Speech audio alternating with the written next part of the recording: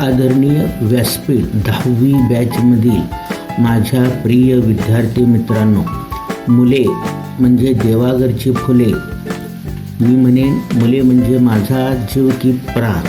आज get together निमित्ताने एकत्र भेटतोय, त्याबद्दल प्रथम तुम्हा सर्वांना शतशः धन्यवाद. विद्यार्थी मला आवडतात याचे कारण माझे 3/4 आयुष्य शाळा कॉलेजमध्ये गेले. पहिली ते MSc सलग 17 वर्ष वर्गात बेंचवर बसून मन लावून शिकण्यात गेले. तेथून पुढील सलग 34 वर्ष 1980 ते 2014 मुलांना मन लावून शिकविण्यात, त्यांना दिशा दाखविण्यात गेले. वास्तविक पुढील काळात याच विद्यार्थ्यांनी मला मार्गदर्शन केले, मला दिशा दाखवली. हा भाग वेगळा.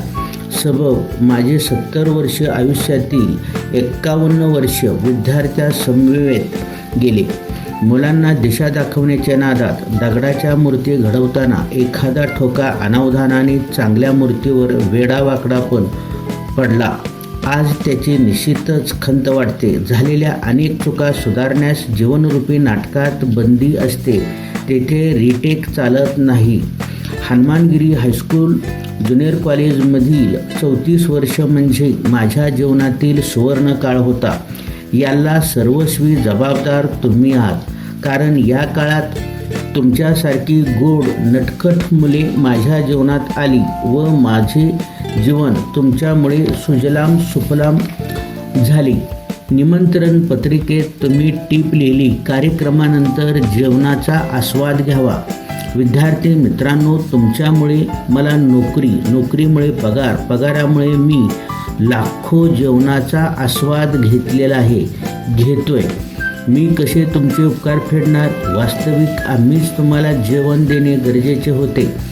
तुम्हाला जे वाटते आमच्यामुळे तुम्ही घडलात, तो तुमच्या मनाचा मोठेपणा आहे. त्यासाठी तर सरकारने भरमसाठ पगार देऊन आमची नेमणूक केली होती. तुम्ही जो मला आनंद दिलाय तो मी शब्दात नाही वर्णन करू शकत. मोनाली, सोनाली, चैत्राली, रुबीना, जाधव, काटकर, खटावकर, खंदारे. त्यावेळी वर्गात मी मुलींना नावाने बोलवत नव्हतो, आडनावाने. त्यामुळे अनेक जणींची नावे मला माहीत नाहीत. त्यात मी जरा पार्शलिटीच केली. मुलींच्या पेक्षा मुलांना जरा जादाच पिडले. त्यात माझा हेतू मात्र स्वच्छ होता. रिवाजाप्रमाणे कुटुंबाची जबाबदारी मुलांना घ्यावी लागते, तो व्यवस्थित उभा राहिला पाहिजे, हा माझा मुख्य उद्देश होता. मुलांनो, आहे त्यात खुश राहा, समाधानी राहा, सकारात्मक राहा. पैसा म्हणजे सर्वस्व नाही, मी म्हणेन मित्र म्हणजे सर्वस्व. नडीला धावून पैसा नाही तर मित्र येतो. सर्वांगीण गरजा भागविण्याची ताकद मित्रात असते. मित्र जोडा व ते टिकवा. त्यांचे सुखदुःखाचे आठवणीने वाटेकरी व्हा. गरजेप्रमाणे त्याला आधार व मदत द्या. जे तुम्ही सध्या काम, उद्योग, व्यवसाय करताय तो आवडीने करा. लादलाय म्हणून केला तर कोणीच समाधानी नसणार. तो उद्योग देणारा व तुम्ही उद्योग करणारे. दिलेले काम आवडीने केले, छंद म्हणून केले तर त्या कामाचा कंटाळा येत नाही. काम चांगले होते. आम्ही ज्यावेळी शिक्षक झालो त्यावेळी आम्हा कोणालाच टीचिंग स्किल नव्हते, मात्र अनेक जणांनी ते जाणीवपूर्वक डेव्हलप केले. प्रयत्नाने काय करता येते त्याचे जिवंत उदाहरण म्हणजे गुरव सर.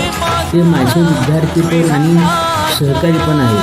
काही जणांनी आयुष्यभर कसलीच प्रगती न करता पाट्या टाकूनही आयुष्य काढले असेल, तो भाग वेगळा. कोणाचेही वैयक्तिक जीवनात ढवळाढवळ करण्याचा इतरांना अधिकारही नसतो. मी तर म्हणेन प्रत्येक पालकाने प्रौढ झालेल्या मुलाच्या जीवनात अजिबात ढवळाढवळ करू नये, त्याला त्याच्या चुका करून सुधारू द्यावे. तसे सध्या विशाल तळागाळातल्या लोकांना निस्पृहपणे कायद्याचे ज्ञान देणे हे सामाजिक कार्य करतो, हे वाखाणण्यासारखं काम आहे. तुमच्या जीवनात सुखी राहण्याचा एक मंत्र सांगतो. जीवनशैली ॲक्टिव्ह ठेवा. काही ना काही करत राहा. घरात येताना प्रथम पोट आत येते व नंतर तुम्ही आत येणार असे होऊ देऊ नका. हे सांगण्याचा मला अधिकार नसावा. ओबेसिटी ही आरोग्याच्या सर्व समस्याची जड आहे. बाह्य आयुष्यात तुम्हाला त्याचा त्रास होऊ शकतो. तसे तुमच्यातील 90% विद्यार्थी फिजिकली फिट वाटतात. काही जणांना मी नंतर बोलेन.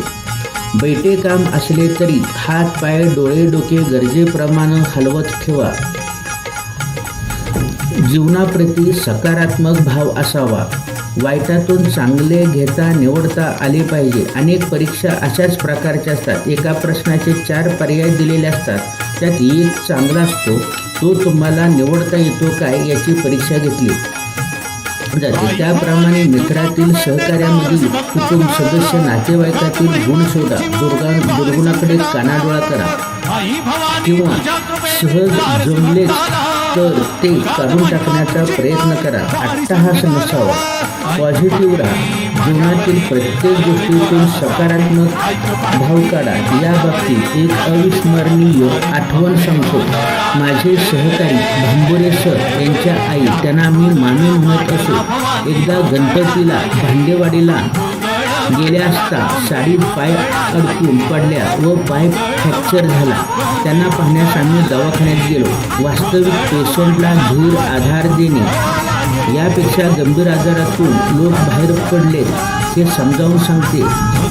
काही भिवू नका. 2-4 दिवसात तुम्ही ठणठणीत बरे होऊन दवाखान्यातून बाहेर पडाल असे बोलणे नितांत गरजेचे असते. मात्र माझे स्वभावाप्रमाणे मी मामींना म्हणालो, काय गरज होती गणपतीला जाण्याची?